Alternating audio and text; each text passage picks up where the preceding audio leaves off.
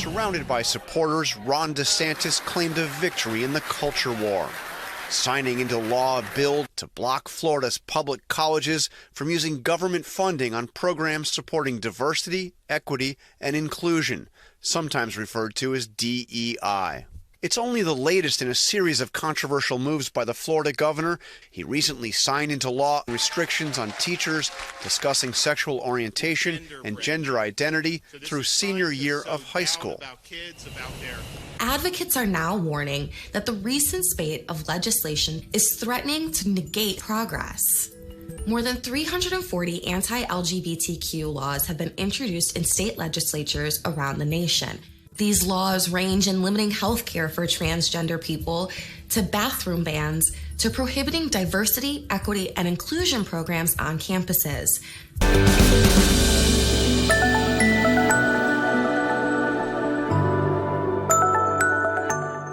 Hello and welcome to another episode of ERG PowerTalk. I'm your host, Joe Santana.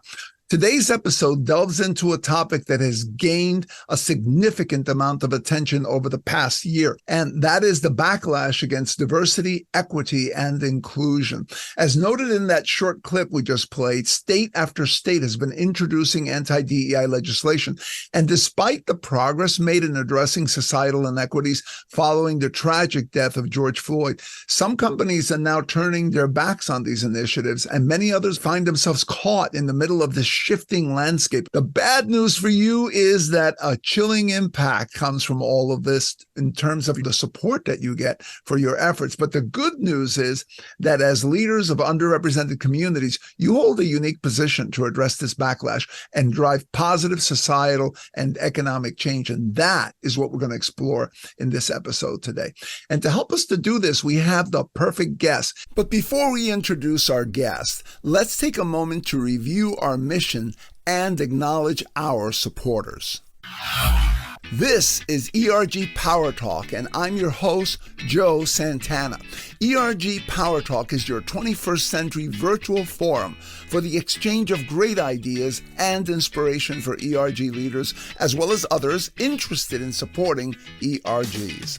With ERG PowerTalk, there is no more waiting until the next conference and praying that you get the budget to travel to the conference to find great ideas and stimulation. Just subscribe and listen to thought leaders at your convenience. Before we begin, a quick note of thanks to our supporters: Elastic, Dollar General, Freighter Health and Wisconsin Medical College, Hiscox, Mass Mutual, Manpower Group, Tapestry, Federal Reserve System, Federal Reserve Bank of Philadelphia, MIT Lincoln Laboratory, Oshkosh Corporation, UL Solutions, and Sony Pictures Entertainment. Now, let's go straight to the program. He's an accomplished author and an expert in addressing this backlash.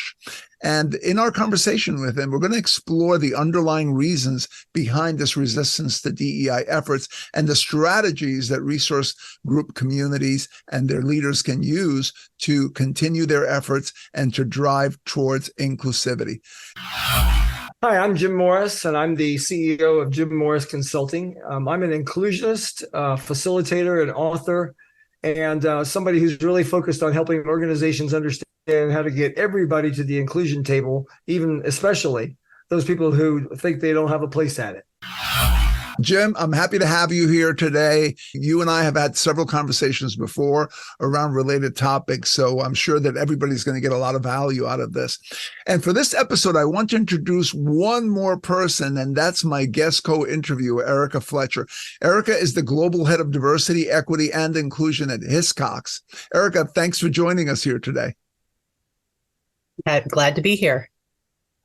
Jim, I'm just going to jump right into this, and right off the bat, I'm going to ask you why you wrote your book. Tell us the title of the book that you affectionately refer to as a long memo. Well, thanks. And I want to just say, I'm so glad you're having this conversation. I'm working with CDOs all over the world who are spending a lot of energy right now understanding more about how to defend the work that they do, which is great, but it's also distracting them from the work that they're supposed to be doing, which is advancing the strategy of DEI inside their organization. So this is such a timely topic, and I'm super appreciative of having a chance to be part of it with you.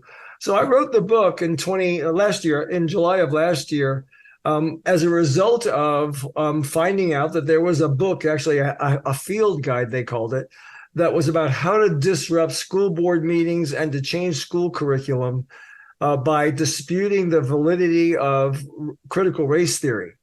So there was a whole movement to try and undermine teaching the real history of enslavement and civil rights and discrimination in the United States by claiming critical race theory was to blame for it as some sort of Marxist strategy to, kind of part of the replacement theory thing. So when I found out about the field guide, and then I started looking around for, has anybody written the actual truth about what these topics mean and what the subjects really are about? And I couldn't find anything, so I wrote a field guide, kind of a counter to it, just as not as trying to take a partisan stance, but just to explain what critical race theory actually means, why it matters, and why we need to preserve teaching the real history of whatever happens in any country around the world, so that our children can learn from what we've done, so they can do it differently and better. And it's really a fascinating little book. I found that it's the counterhand book to the field guide that basically attacks critical race theory, and indirectly through that attack is really attacking DEI. I'm actually in the process of writing a revision to the book, Gaslights and Dog Whistles, Standing Up to Facts Over Fiction in a Fearful and Divided World. I don't know yet whether or not it's going to be a new book or just a revision of the old book, because we've learned so much more about the strategy for how to do that, even in the 1 year since I created the book. And what I've learned has been all from people inside corporate DEI spaces who have been sharing with me their best practices around what they're doing to continue to focus on what needs to be done. So I'm super appreciative of that community for informing my thinking about it. As an author myself, I know exactly what you're talking about, because you write a book and you think, okay, it contains everything and it is timely and it has all this stuff. And then a week later, you look at it and you say like, well, I didn't add this, right? Because things just keep evolving. So I hear you. So Jim, what do you think is the force behind this resistance? What is it that's driving it? I read something recently that I thought was really odd, and at the same time gives a little bit of a clue behind what the force is behind the resistance, which is that a lot of these groups, politicians and other people, are painting critical race theory, are painting woke, are painting DEI with this big broad brush that says it's anti-white. And if you look at this really carefully, as someone in this article that I read commented, the purpose of DEI is not to be anti-white, but actually to be able to get everyone in organizations and around the world effectively working together to create a more optimal world, economically as well as socially. So why do you think there are people out there that are driving this? What's the force behind it that's fueling it? Great question. And there's so many answers to that. Let's start at the human level. Underneath all of it, my belief is, and there's a fair amount of research to support this, is that what's driving it is fear. Fear of loss of the opportunities and the privileges and the advantage that certain people have. Fear of change, fear of disruption of the status quo. And if we could just get to actually having a human discussion, a human to human discussion about those fears, we could probably do some problem solving. But instead, we don't get vulnerable. We don't tell the truth about what we're afraid of. And we start making accusations based on what, the soundbite that we've heard that's clever and interesting that really doesn't get to the point. So I think at that level, what's going on is fear. At a bigger level, I think what's happening is, and some of this backlash, I think, is really about shame. And the shame is a term, as a cisgendered, straight, white guy, I wasn't acculturated to talk about shame. I was acculturated to do something, to go to action, to solve problems. And I knew what humiliation was. I knew what embarrassment was, but I didn't know what shame was. And I think shame's what's behind some of this. And here's why. most of us have an experience where we've seen somebody be discriminated against or marginalized or harassed or treated badly, and we didn't say something. Almost all of us can refer back to a time when that's happened. And I think we go through a period of kind of self-judgment about, oh, I should have said something. I should have done something. And now we take DEI and we say DEI is really important. And we start talking to that same audience about why DEI is important. And instead of going, great, this will be a chance for me to learn how to do it differently, we hearken back to the times where we didn't take action, where we have a judgment about ourselves for not making movement on something, by not responding and being an effective bystander in the moment. And we say to ourselves, okay, we're going to talk about DEI. This is going to hurt. So we put up our shield to protect ourselves from going into those difficult conversations where maybe we didn't even do what we knew we needed to do. The other part about the shame argument to me that's important is I think there are DEI practitioners who, with the best of intentions, have gone into audiences to work with them, and they've used shame and they've used guilt as a attempt and a motivator to help the audience understand the situation. We all know, anybody who's been a parent, anybody who's been a teacher, we all know that shame ultimately is a terrible motivational method. So I think there are people who legitimately have a concern about DEI training because they've been involved in some DEI training that, instead of drawing the audience in, sent the audience backwards. Interesting. And one of the things that, as I was listening to you, that I was recalling, I had another guest last season who spoke about the fact that most people like to think of themselves as being a good person. And if I'm a good person, then I do the right thing. I don't do all these awful things and so forth. And part of what you're saying is that the anti-DEI fuel, to some degree, is also a way of saying, I didn't do anything wrong. I'm self-justified. Right. It's all this other stuff out there. So it's protecting my self-image to myself as the good person, that I haven't done anything wrong, and that it's all this other stuff that's creating all this chaos. And then to your point, that there are people out there who, for whatever their reasons, wanted to use shame and wanted to use the idea of making people feel guilty as a way of motivating them. And that doesn't work. It doesn't engage people. If anything, it brings up their defensiveness. And at best, what it does is it just turns them off, and they are no longer really listening. They may be sitting in a room because they feel they have to, but they're not listening. So let me ask you this. We talked about the drivers being fear. We talked about the drivers being shame, and to some degree connected to this idea of protecting the ego by self-justification. So what strategies can resource group community leaders employ to continue to support their efforts towards inclusivity? Yeah, great question. And I, of course, based on my work, I have a huge bias about this, which is that we've got to get the group of people who don't even think that DEI is for them at the table. We've got to get them involved, and not involved like, come be charitable and support these poor people from the ERGs. Not like that, because that's not helpful. Nobody needs sympathy. But from a stance of what I would call enlightened self-interest, like there's something in DEI for all of us.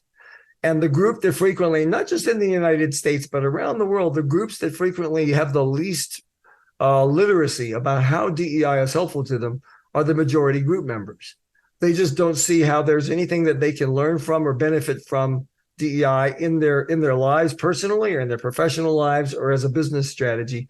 So, this is easy for me to say as a cis straight white guy, but I think one of the things ERG members can do is to continue to figure out strategies to involve those who are not involved, to invite them into the conversation, to get them to understand more about the lived experience of the people in that ERG, not so that they can feel sorry for them or sympathetic for them, or even to be an ally for them, but as a role model for everybody telling their own truth, talking about their own story.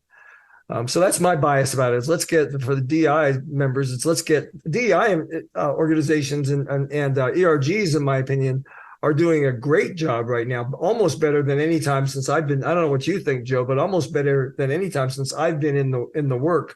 ERGs seem to be more formed up and organized than I can remember. And I think that's great. And so let's put that to work. and engaging the people who are unengaged. That's a great point. Interesting enough, a couple of years ago, I had the pleasure of working with a group of people who wanted to do a program on inclusivity that made everyone who was in the program aware of how inclusivity or the lack of inclusivity affected them. And we were sitting in that room, and there was a nice mix of people, men, women, white, Black, Asian, LGBTQ. I mean, it was just a nice cross-section of different demographics. And during that program, some of the questions that were presented were along the lines of what made them feel excluded. What were situations where they felt misunderstood? What were situations where they felt slighted, or they felt like they were not really engaged as fully as they could be by a team or in the organization? And some interesting things came up. I'll share one. One guy came up. He was a straight white male whose wife had a baby. And he said, I don't understand why people don't seem to realize that my wife having a baby is as important to me as a female, when a female goes off into maternity leave. And another guy, and I'm using them as an example because of the comment you just made before. And another guy said something interesting too. He said, I got a promotion, and it wasn't celebrated as much as if I had been, let's say, a person of color or a woman. It was just like, okay, so another white guy got a promotion. He goes, and I felt slighted by that, because prior to that, there had been other promotions and they were more highly celebrated, or they were touted a lot more.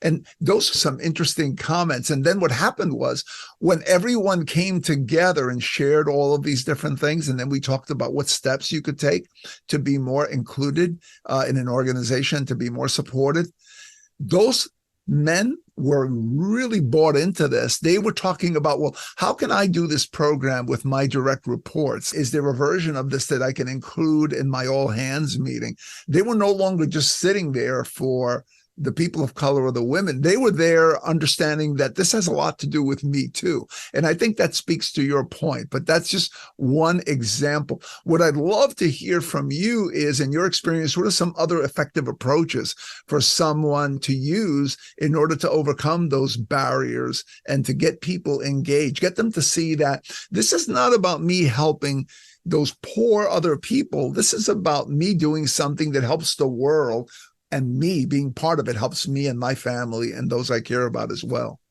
Yeah. While you were talking, I was listening to your story, and I was thinking that there's another thing I think that we can do at an organizational level to help overcome some of the resistance. And that is to not get bound on our own language. Like DEI is now this term that everybody uses all over the place. A colleague of mine, Jorge Casada, who's the CDO of Granite Construction, big construction company, they're focusing on inclusive diversity. And those are the only two terms they use, inclusive diversity.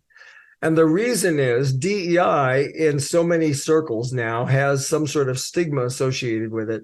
And Jorge didn't want to do away with the terms and pretend they didn't exist, but he also was aware of his audience. And his audience very much, Joe, there's an awful lot of people in that audience, in that organization, who are all about inclusion, but they sometimes feel left out of the story about what's true for them, right?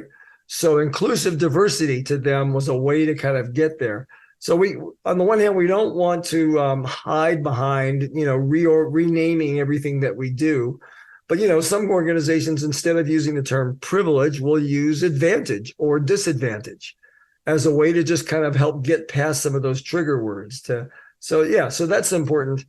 The other thing I would say and I love your question about what can we do individually and how do we get there? And you mentioned this, Joe, and you named the strategy. I'm just going to reframe it a little bit, is everybody has an identity story. Everybody has a story of where they felt unseen or overlooked or marginalized or mistreated or stereotyped in a way that didn't feel fair. When I start doing work with groups, I always get everybody to express, to the degree that they're comfortable, what their identity story is, what's important to them, where do they come from. And incidentally, I call their identity story. It's like when I share with you my identity story, I'm sharing with you my operator's manual. What's important to me? What are those parts of my self that are critical to what you need to understand about me? Letting everybody describe their own identity story, to me, is a great way to try and get everybody on the same playing field. Not that everybody's had an equal experience, but now we've all had a chance to talk about our experience around being marginalized or overlooked or unseen for those parts of us that are important. That tends to neutralize a lot of the people who are sitting there saying, okay, here's another DEI thing, and I'm going to have to listen to how everybody else has had it hard and I've had it so easy. We've got to get past that, because everybody has a story. And if we're going to be inclusive, then we got to be able to hear everybody's story. So as you were talking about appealing to people's common values and trying to get to a common language and really avoid some of those stigmatized words and phrases, et cetera, I think that is so important and so valuable. How can we, because what we're talking about is how do we remove those barriers, right? So that people can really connect with these concepts and really understand, so that they can do something positive and constructive with it, right? So that they can be successful, so that the company can be successful, et cetera. And could you talk a little bit more about that? What are some of the ways that, let's say, someone who is maybe earlier in their career as a DEI practitioner, and they're working with, the decision makers, right? Probably people who are more senior, who may not have had as much experience engaging with some of these concepts. And so they're new to the concepts. They're not feeling confident or comfortable. What are some ways that people can, as you said, how can we apply some of that common language so that we can really get to the meat of the matter?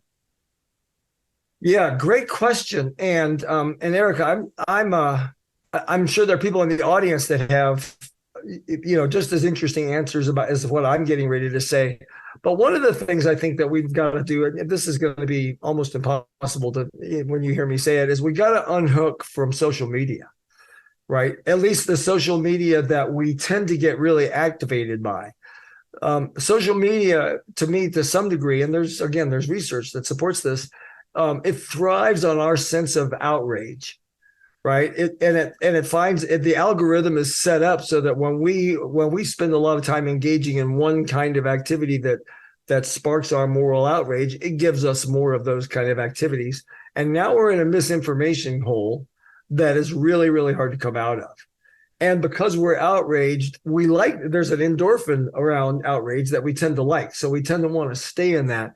So one of the things, and again, this is what's so hard, is that we have to be choiceful about our use of social media, and we all need to be aware of what makes us outraged, because outrage is no place for partnership. We can't create partnership when we're in a place of outrage.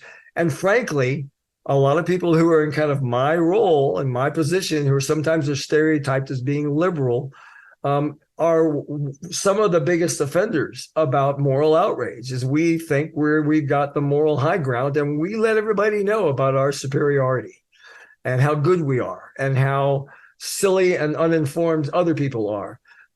We are now othering a huge group of people that we need to somehow figure out how to be included. So to me, that's one thing. And the other thing that I'm noticing a lot of my colleagues who are DEI practitioners and organizations are doing is they're not worrying about the language their I would say their customers, who are usually more senior members in the organization. They don't worry as much about trying to help their customers change their language. They help their customers understand their own mindsets. It's awfully easy to say, well, let me explain to you what an ally is, and let me explain the real term of what diversity means and what the definition of inclusion is. And so we end up in a kind of an education mode, which is understandable.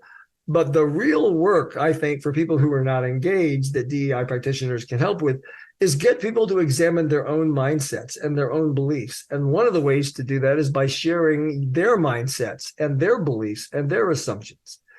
There's this myth that some of us have that says that somebody who's big on DEI has no biases, that somebody who's a DEI practitioner is completely without any discriminatory behavior or any unconscious bias.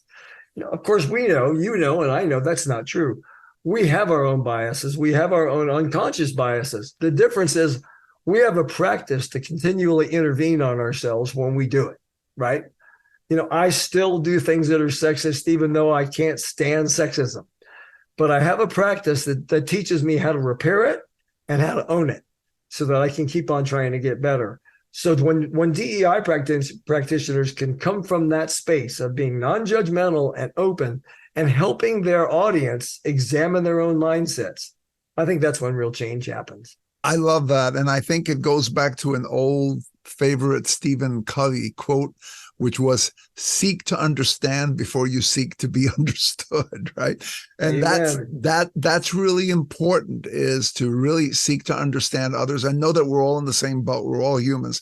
As another good friend of mine, Howard Ross, who's been on the show a couple of times, likes to say at the end of the programs where he talks about bias, he says, you're biased, I'm biased, we're all biased. It's a human feature, right? It's not a glitch. We all have it, and we just have to know how to moderate it and how to work with it in order to make it work for us and not work against us.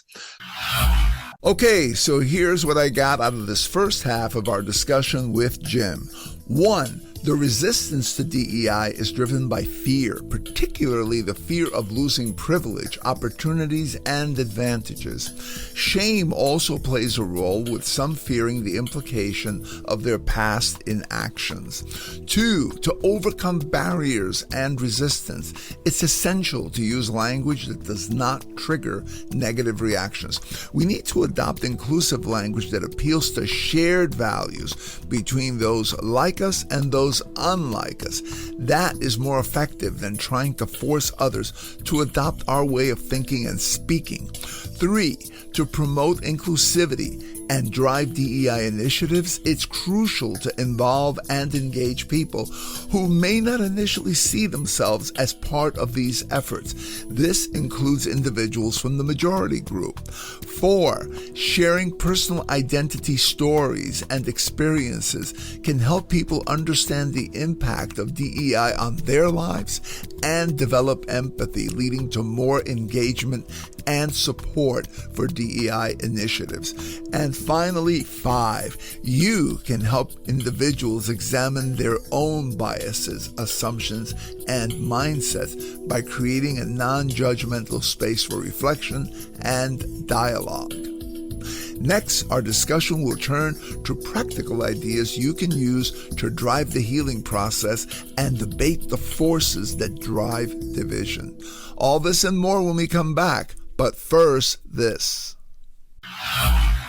Are you an ERG group or committee chair struggling to balance your ERG activities with your day job responsibilities? Well, you're not alone. There are hundreds of thousands of passionate ERG leads all around the world that find themselves in the same boat. The only solution found by many is to give up lunch hours and personal time with family and friends. But there is a better way, and that better way is to master the powerful skills that enable you to 1, set realistic and achievable compelling goals and priorities. 2, distribute the workload by effectively delegating tasks and responsibilities to others. 3, communicate in a way that increases your impact with less time and effort on your part. 4, secure the full and active support of executive sponsors and other senior business leaders. And 5, fit your ERG leadership work into a reasonable set of time boundaries. And that and more is exactly what tens of thousands of your colleagues have learned to do effortlessly by participating in Supercharge Workshops. Supercharge Workshops was developed by us along the same easy and powerful how-to framework found in our popular Supercharge Your ERGs book. The modular, customizable programs are loaded with fun exercises and tools that will immediately give you back hours of time each day while increasing your ability to achieve high impact and measurable results in both your ERG work and your job. For more details on how you can schedule a Supercharge Workshop session in your organization, go to superchargeworkshops.com. That's https://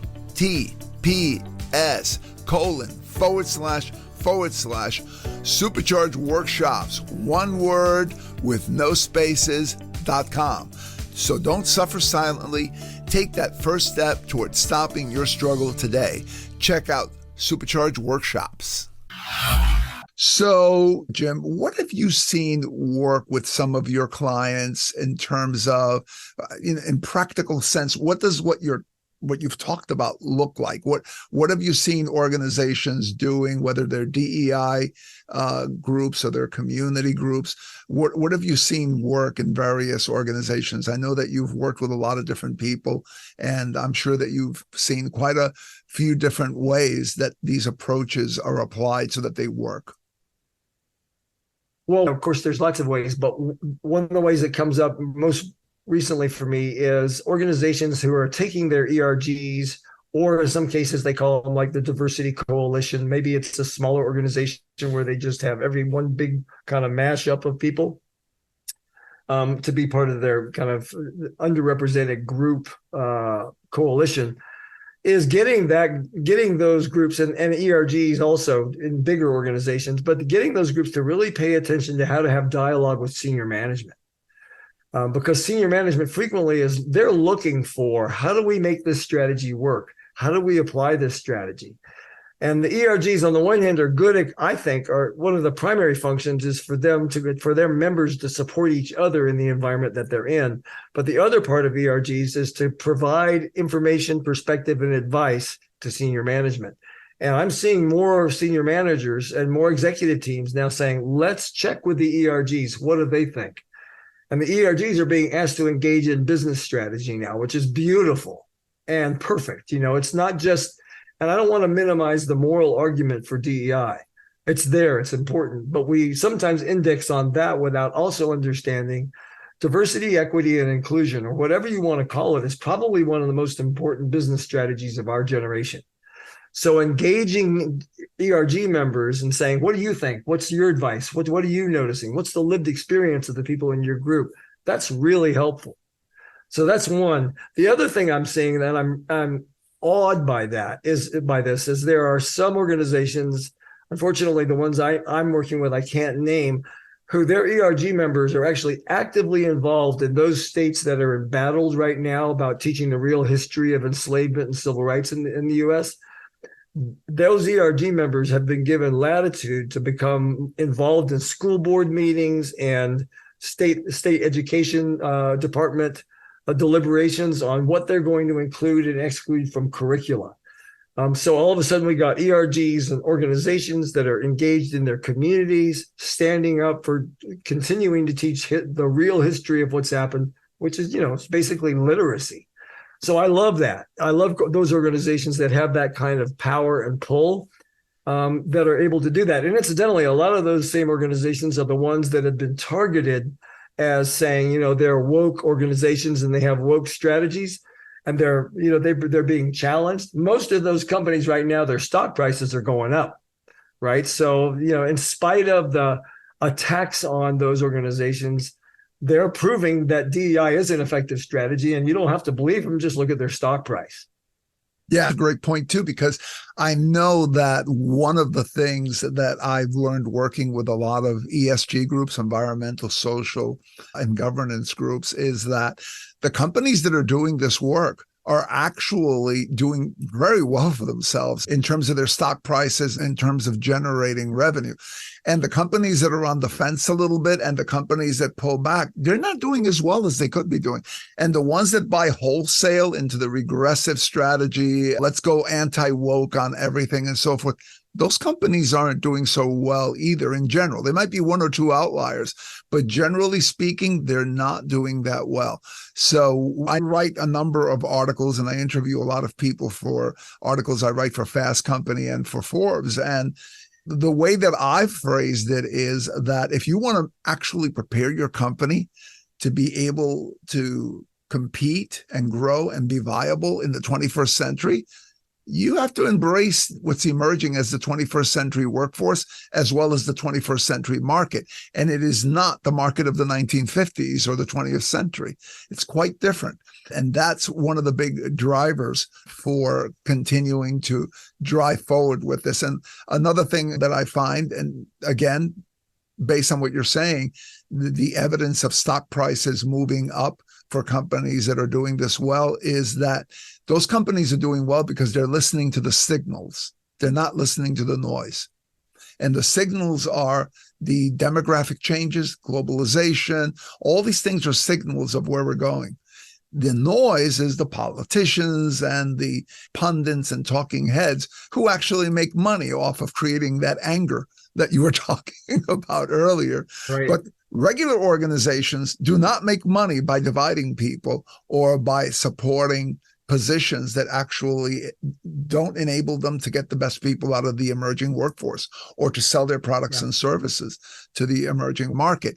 So, Jim, as you probably know, because you've talked to me a few times in the past and you've gotten to know me a bit, I've had a long career that way back also involved sales. So I've been involved in enterprise level sales. And one of the things that I always learned to be mindful of is make sure that you're clear on the benefit of the product that you're selling when you're talking to a customer, but also think about all the objections that they might bring up and be ready to respond to those objections. Objections are not bad. They're actually buy signals. They're telling you that the person is interested enough to want to know more. So as ERG leaders and others talk to executives or attempt to put into play some of the things that we're talking about, if they're successful in getting someone's attention, they're very likely to meet with objections, right? And those objections shouldn't be taken as they don't get it, they don't want to support this, but rather they are clear signals of interest. What are some of those objections that you can think of, and what are some of the ways that ERG leaders and DEI leaders can respond to those? Well, one that just drives me nuts, but I can't, again, this is where I have to suspend my moral outrage, is when people say, I'm too busy already, I can't do this DEI thing. And I'm going, well, that's like saying you can't do safety. That's like saying you can't do customer service. It's like there's a mischaracterization about what DEI even is, as if it's something that's an ancillary activity versus a primary activity that drives business success. So to me, there's an opportunity here, and I call it persuasion. And persuasion is not, trying to convince somebody of something, but it's providing people with accurate information so they can make a different decision. I don't think I've ever sold anything. I just try and provide information about what I know is factually accurate so that the people I'm working with can make a different decision. All of us need to engage in the art of persuasion. We all need to stay involved in dialogue with each other. When I hear people now just kind of saying, forget it, he's unchangeable, he's beyond redemption, he's unhelpable, that's what scares the heck out of me, because that's the beginning of us losing democracy. Our democracy, our vote is the last step of a long process that should be about dialogue and persuasion. We've got to stay in the fire with each other, and we've got to keep talking to each other about those things we don't understand. I'm off topic a little from your question, which was really about what are some of the things that we hear. But one of them is I don't have enough time. We got time because if you understand the strategy, then it's not a matter of actually spending more energy. If you understand how to use DEI, in some cases, you can spend less energy for the same results. Another story that I hear, another myth, is that you're trying to change what makes us successful. You want us to let go of the fact that so many of our senior executives who are white men have been really part of our success, and you're telling us that we need to get rid of them and replace them. And nobody, of course, has ever said that. That's driven by a fear of change from the status quo. So we've got to reassure people. It's like we appreciate where we've been, and we've got to get ready for where we're going, right? Everybody loves change as long as they don't have to do it, right? And everybody, what's the expression? Everybody loves, Yeah. So anyway, so we've got to do that. We got to look at that and understand it. And the final thing for me is people will say, where's the data? Where's the data to show that we ought to be doing diversity, equity, and inclusion? My response almost always is, well, have you talked to the people that are part of marginalized groups in your organization? Because if you do, their stories of what their day-to-day lives are like is usually the data, right? So they're looking for some quantifiable check the box number that shows statistics, when sometimes the data actually is, one thing is, there's one thing to attract a diverse workforce. It's another thing to retain a diverse workforce. So is the organization keeping the people they're bringing in, or are they leaving because it's not an inclusive environment? What even if you're in your organization, you don't have a lot of underrepresented minorities, but you do have, almost every organization, for example, has women. Frequently, I start with, let's take a look at gender as a diversity dimension we've got to look at.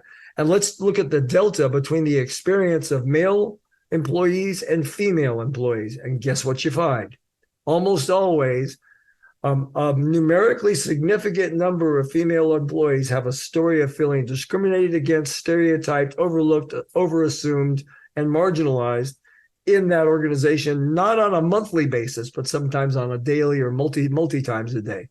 So the data is right there. We just have to ask the question and listen with empathy. Yeah. Great points. Those are the big ones. Time. What's the evidence that we have to do anything? Sometimes money, but that's all related. And I think that all of those things are things that when we are proposing changes or proposing efforts that we need to be aware of. We don't want to volunteer objections, but when they come up, you're ready to respond to them. And when you hear them, you don't hear them as, oh, that means that this person doesn't want to support me, or it means stop. It literally is a signal that they want more, that they're changeable, they're movable.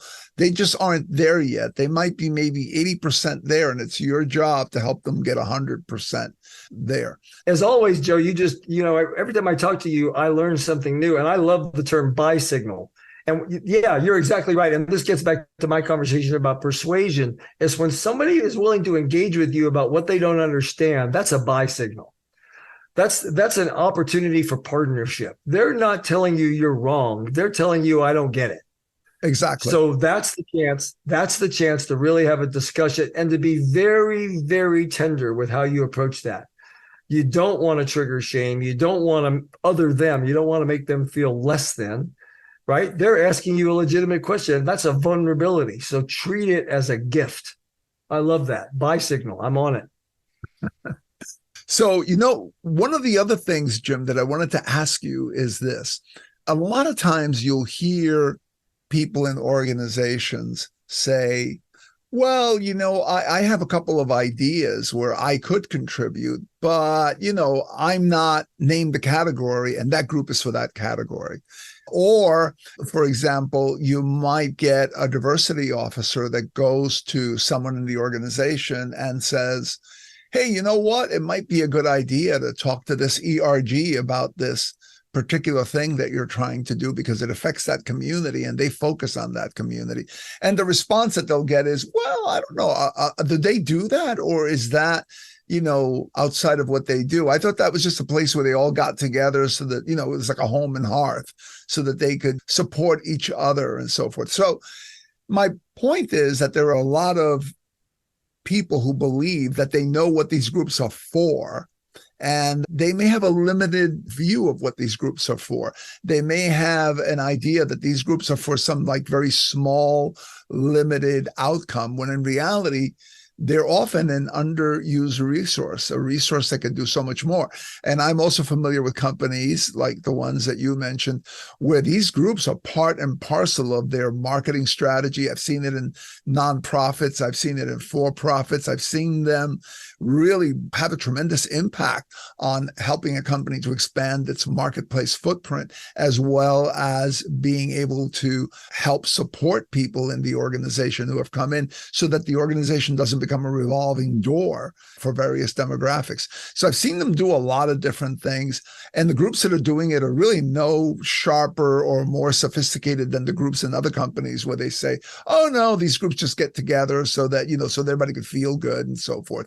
So my question is, how can leaders of these groups and leaders in DEI help to expand that image in the organization or open up that aperture of how these groups are seen so that they can be leveraged and supported to their full potential as opposed to just for some narrow outcome? Yeah. Again, I'm going to sound like a broken record here, but you got to invite people to come see what the ERG is all about. And, one truth about human nature is in the absence of accurate information, we all fill in the gaps. We make assumptions. And those assumptions are usually driven by whatever fears most are prevalent for us. So, of course, if you were to really get some of the people who are part of the majority groups and organizations to say, what do you think the ERGs are for? Because they don't know, they'll sometimes say, well, I think it's mostly to talk about how they can replace them, how they can replace us with them, or like where they spend all their time figuring out how they can revolt against the power structure of the organization and re-represent who's in charge. Of course, that's not what ERGs are about. The solution to fear is information. The antibiotic that prevents infection is knowledge, is understanding. So how can we get members of other groups to come be part of the ERG, to see what we're about, to see what we're working on?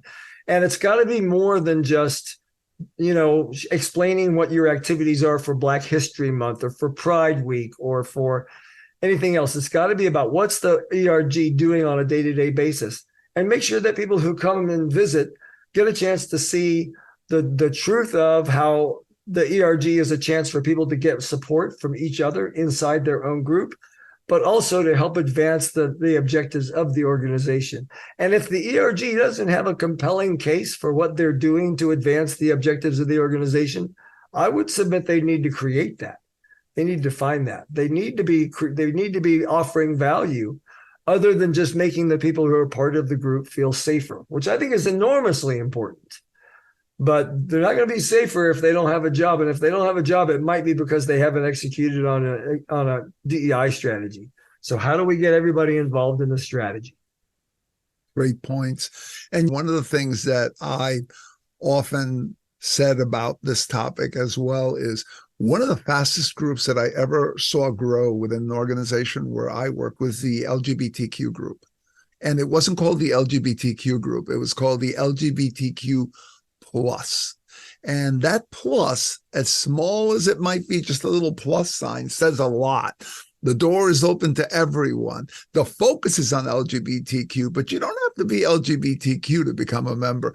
And I've often said to people, when you create these groups, be thoughtful about how you create the name or add a plus to the end of the name, because it's not difficult to see how, let's say, males in an organization might look at the women's network and think, oh, it's for women.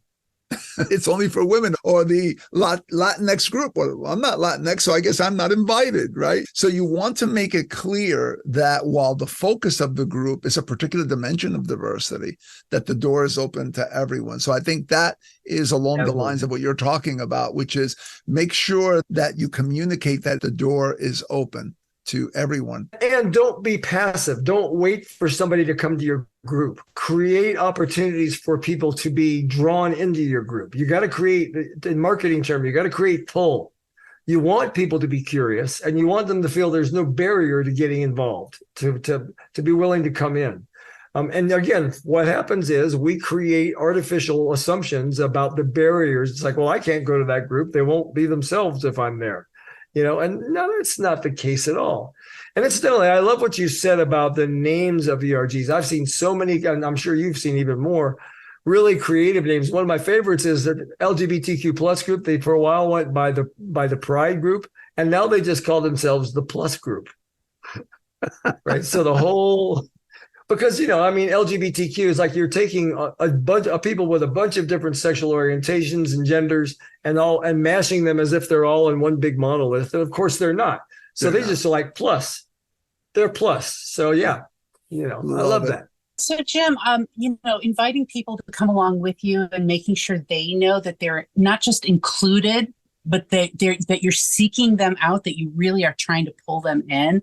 One of the signals that I just think is so smart that I saw one of our ERGs do is it was our women's ERG, and they invited some of the men to be part of their leadership team, to be officers, right? Wow. And I just thought that was so ingenious, because that sends a very strong signal, right? They're not just welcome to attend a meeting. They really want their input, right? And they are part and parcel of what their ERG is all about. And I just thought that was, for them, it was a bold move and it was a smart move. What are some other examples of things that ERGs can do to pull those people in and really make it very explicitly clear that they are considered part of this, even when folks may feel, I'm not part of that ethnicity, or I don't have that background, or I haven't had the shared experience. How can we make it really explicit for them that they are absolutely a part of the success here? Well, there's a lot in that, Erica, and it's a great question and also a great observation. So thank you for sharing what you're noticing. I love the idea of actually having people that can be officers that are not necessarily part of that group. That may work for some, it may not work for others. But two ideas come to mind for me. One is, in some organizations, they've actually created an ERG or a BRG that is about getting, and one of them, the name of the ERG is Engaging White Men's BRG. So it's a business research group for anybody who wants to figure out how to get more engagement from white men. Now I tried to get them to not use the term white men because I didn't want all the white guys to run for the doors. But so I like the idea of, let's engaging others BRG. So, getting people who are not at the table and keep it open without identifying any one group. Because again, one of the dynamics that, this is going to go down a little bit of a rabbit hole, but one of the dynamics is when you're a member of the majority group, you're not used to being called a group. You don't have to be called a group. You get to be individuals. Nobody says to majority group members, what's it like being a white guy working in your organization, right? That's not stuff that comes up. Yet women frequently hear that, LGBTQ folks frequently, what's it like being here as a queer person? What's it like being here as a Latino? What's it like? So I never get that question. So the group status thing sometimes gets in the way. Anyway, so I think creating ERGs to get other people involved, and sometimes even meaning creating an ERG that anybody can be a member of to create more inclusion. That's one suggestion. The other one for me, it just gets back to this idea of mentoring. I don't know whether or not to call it mentoring or coaching or sponsoring, but every ERG member has an opportunity to mentor or sponsor somebody in their circle. So let's make sure that everybody in ERGs are equipped with the skills, I'm going to go back to the term, who are equipped with the skills of persuasion, which is not about convincing people. It's about giving people information so they can make an accurate decision, right? So how can ERG members learn to talk about their lived experience and learn to talk about what their needs and experiences in the organization in ways that draw other people in to be curious, to figure out how they can support and ally it? The final thing I'll say is I hope I don't get in trouble with this, but I think we have to be careful in how we use the term ally.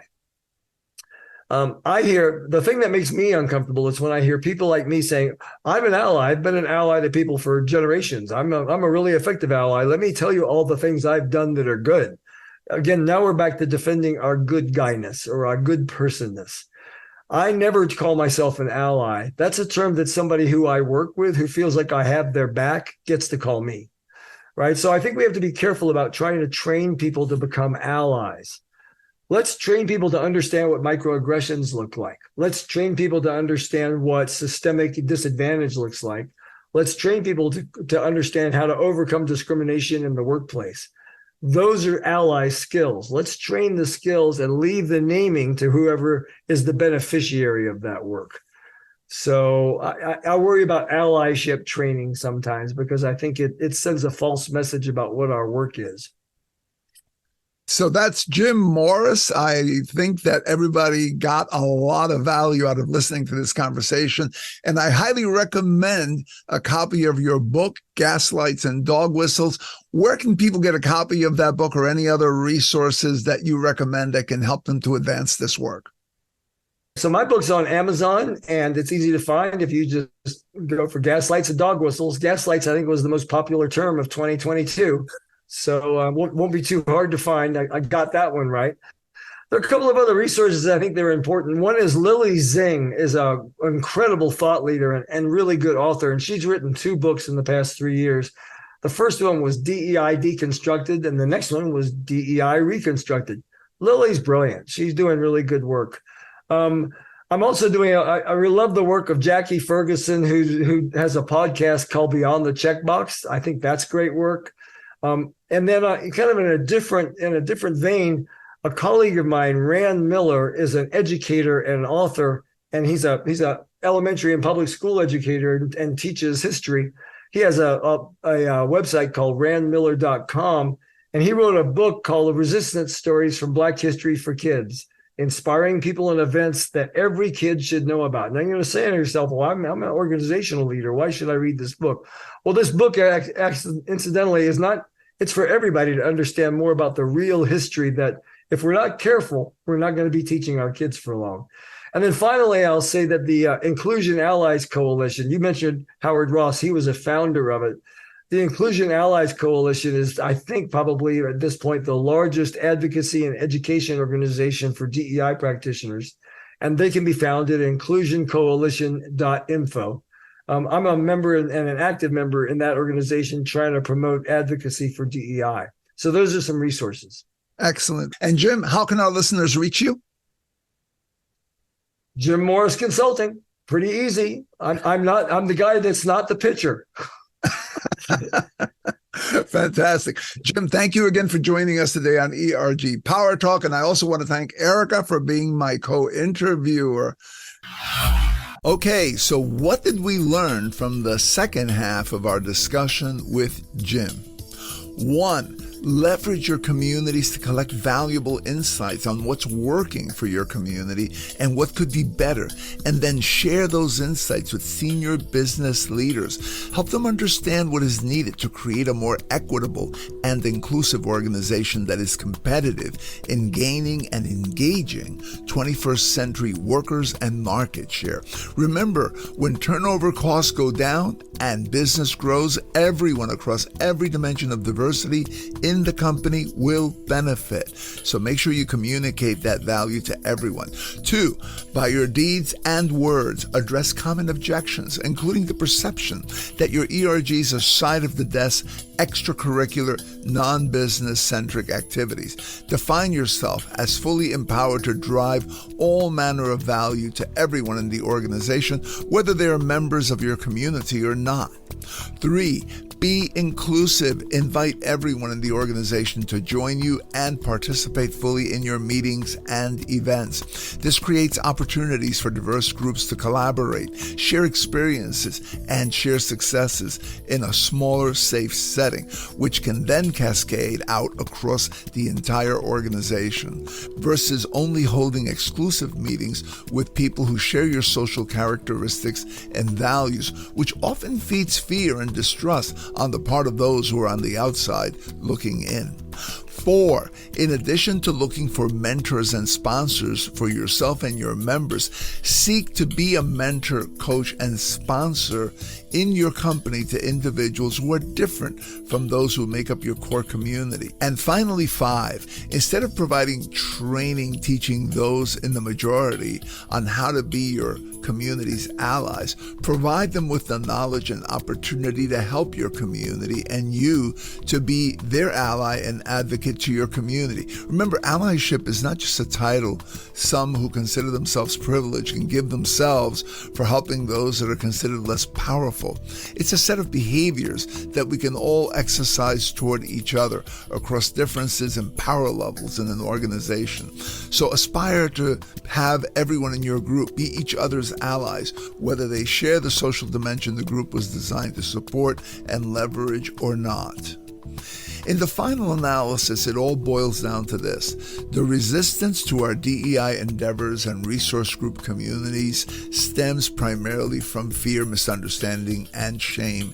And rather than responding with righteous indignation or the exclusion of those who fear you and don't understand you, or setting up artificial structures of allyship titles that do nothing but reinforce outdated status differences, the key to progress lies in all of us extending the hand of friendship, seeking to understand and support those who differ from us, and affording all the chance to truly get to know each other as equal members of the human family.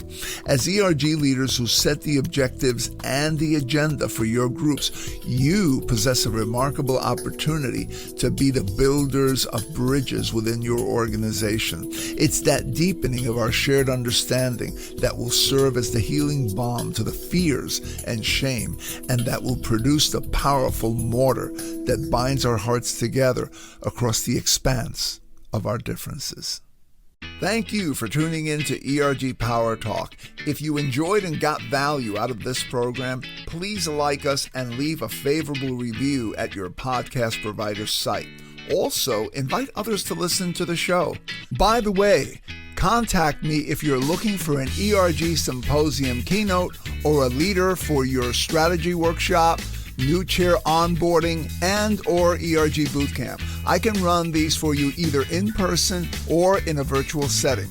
Also, for more great ideas and tips for your ERGs, get my books, Supercharge Your ERGs, 18 Tips to Power Up Your ERG/BRG Strategy, and the new DEI and ERG Frontier, how you and your efforts can rise and thrive in the new world of constant disruption.